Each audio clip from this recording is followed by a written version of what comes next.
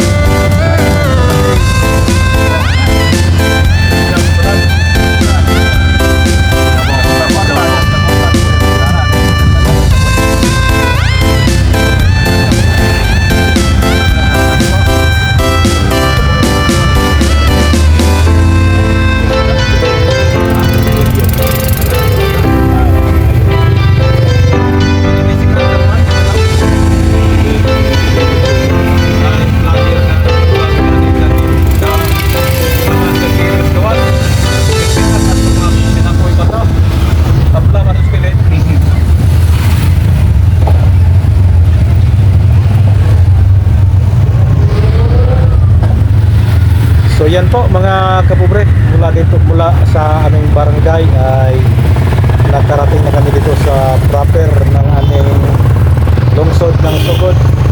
At sabi ng aking kapatid ay dadaan daw siya sa kanilang pilahan. Baka may masagap na pasahero kasi nga tatlo lang kami sakay dyan. Ako, mama at saka yung kapatid kong si Pulong. Baka sakali pero pagdating na dito sa yung pilahan nila ay may nakapila pa. So ayun, nakita ko yung isa kong ka-classmate. Shout out classmate Ramil Sigaya, konsihal. So ito na po yung proper Sugod. Ikaw mo rin na Bloy, asa na mga Bloy? Pabukay, kakao na ko bakay. Kaliwa, makita nyo yung Pure Gold at saka yung Jollibee. So yan po ang aming munisipyo ng Sugod. So yan, nagpatuloy na kami biyahe papuntang Barangay Kapatbaran. Kasi wala pa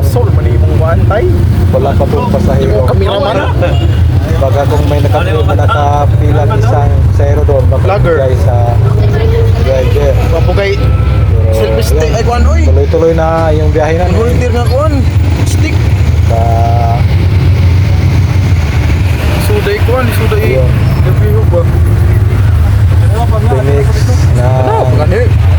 aking pamangkin yung mga nadaanan naming mga establishmento.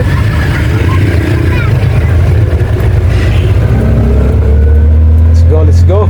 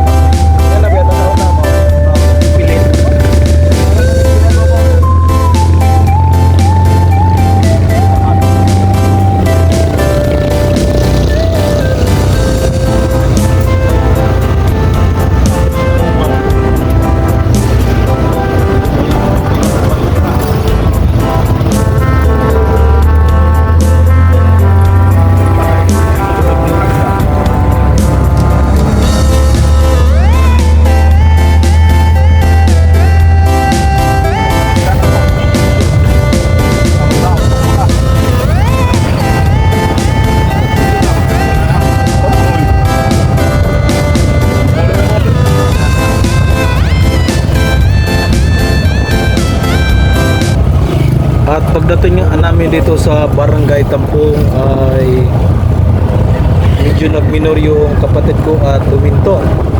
Nagulat ako, yun pala nakakita siya ng nagtitinda ng isda. So yung isda is mga sariwa naman, kaya yun, bumili na lang kami para pangulam sa bukid. Pero pinili na yung isdang swasit. Bumili siya ng 1 kilo at bumili na rin si mama ng 1 kilo para pagdating sa bukid is may ulam kami. Kasi yung oras na yan is mga alas 4:30 na. So panigurado abot kami sa bukid mga Pangkilaw ba? Pangkilaw tato. lagpas na yata. Kasi ano pa, may kalayuan pa. Ayun, tinimbang na yung binili na ng isda. 180? So, mayroon pa 180 pala naman. ditong mga nagtitinda ng mga isda sa gilid-gilid. Di ko na kasi alam mga kapobre. Kasi nga tagal ko nang di na ito nakagala. Sa bahay lang ko ako. Kaya yon. Buti lang. Kanina nga pagdating namin doon sa proper sugot, gusto kong sabihin sa aking kapatid, sana napunta mo na kami ng merkado para bumili ng may ulam. Pero nawala din sa isip ko. Abuti na lang. May plano pala siyang bumili ng isda dito sa barangay Tampo. Kompleto di ay. All in. So yun, pagkatapos is Kadan kung ano. yun, biyahe ulit. Tay. Kung vlog tay di mo nga mo. Tanaw. Bali mo lulungot ta bas ko ang drone. Ha? Lulunggos ko lang nakatang. Motor. Mga bal. Di mo na isa ka na ito kay gusto mo din yung mga school wala sa ito. Awan pagsak. Bal kay na buta. Oo. Bak ka na. Hindi ka sakay. Hindi ka sakay. Madlok man naglay mo sakay. Sula so pali-pali. Nda. Kulbaan. Kasama kong di mo lang eh. Wala din kaya wala lulunggan. Alalay na sila din sa ka. Kuya mga rekolekton mo. Wan mo. Tulak. Kaya tadlida. Lain-lain na lain-lain. Ugi kuha na lang mga tutong 500 ay 200. Sangit pa dito rin. Sa panis. Bila na si 140? Daragi mo ma. Play ma. Imo na man. Ano dito sa o? Tabunin ka mira.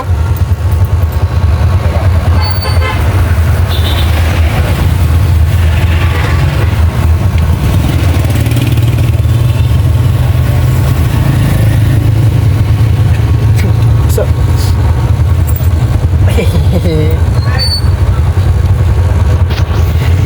Okay. Kung nung dadali pita.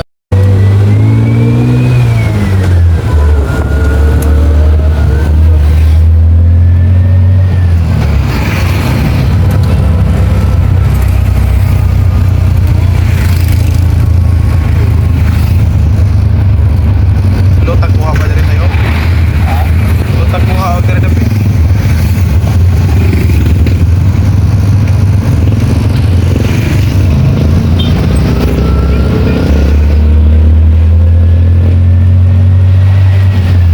At dito na po kami liliko. Ito po yung tinatawag na crossing BCCI sa lungsod ng Buntok na to.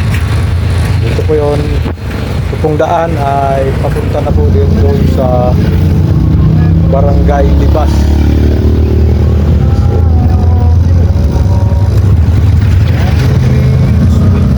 Pero pwede rin doon sa may proper ng lungsod ng Buntok. Pero dito na kami dumadaan kasi mas malapit dito. So ito yun, crossing BCCI. Let's go mga kapobre.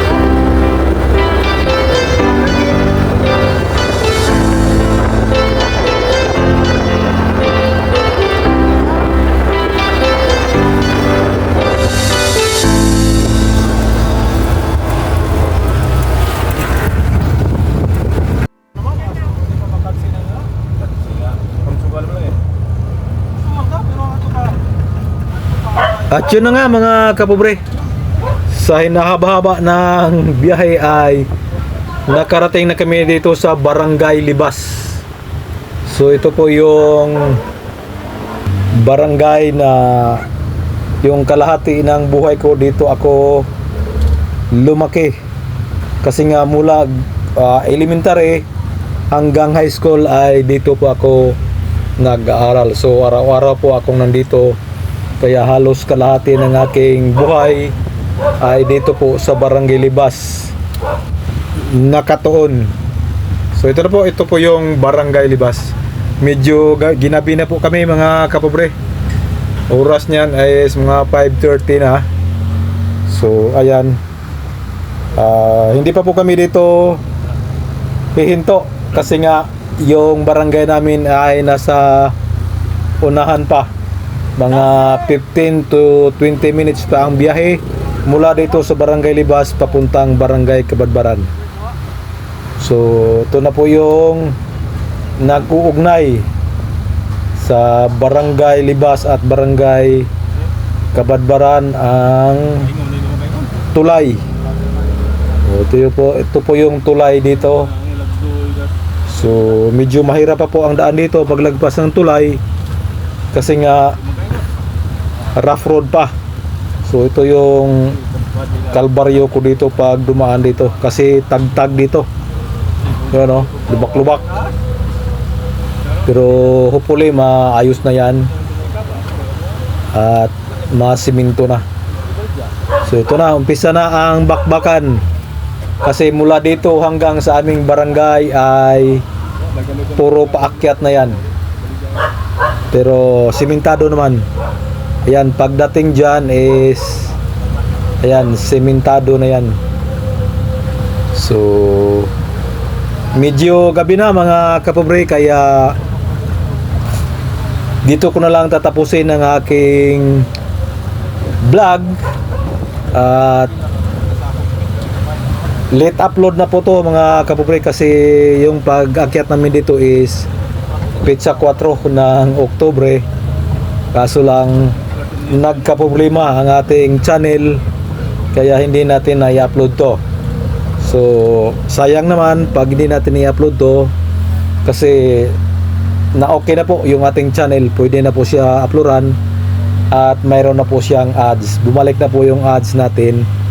So i-upload natin to mga kapobre kahit late na. So pagpasensyahan nyo na mga kapobre at hanggang sa huli nating pagkikita at pagchichika mga kapobre. So bye bye, God bless, and I love you all. This is your Pobreng Mapalad Vlog. Please like, subscribe. Thank you.